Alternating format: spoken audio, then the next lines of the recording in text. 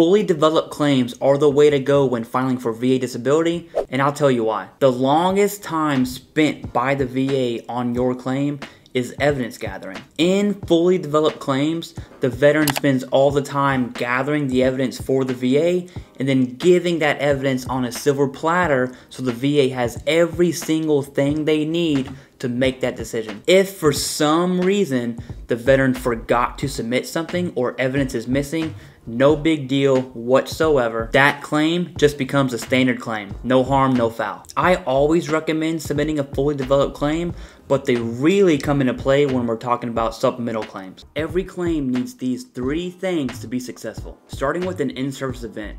This can be a DD-214, a car accident, or any medical evidence of you speaking to a doctor about your symptoms or a diagnosis. Something had to have happened for this disability to occur. What is that something? The second thing you need is a current diagnosis.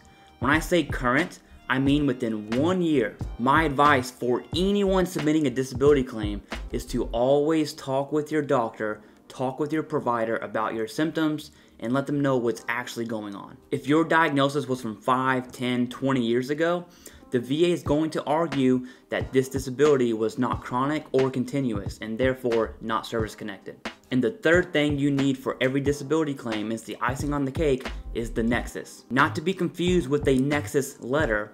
A nexus just links one thing to another. In this case, it would be a disability direct to your military service, or a disability secondary to another disability. A part of your nexus, I would highly recommend for fully developed claims that veteran talk to their provider about filling out a DBQ, a disability benefits questionnaire. This helps the VA determine the severity of your symptoms. A nexus can be medical in nature or presumptive in nature.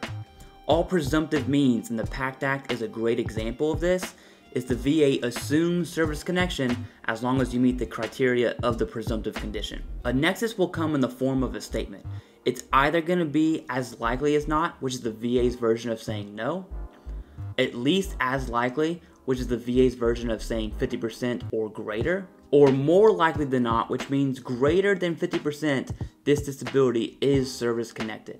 If you are missing any of those 3, your in-service event, your current diagnosis, and your nexus, the VA will deny your claim.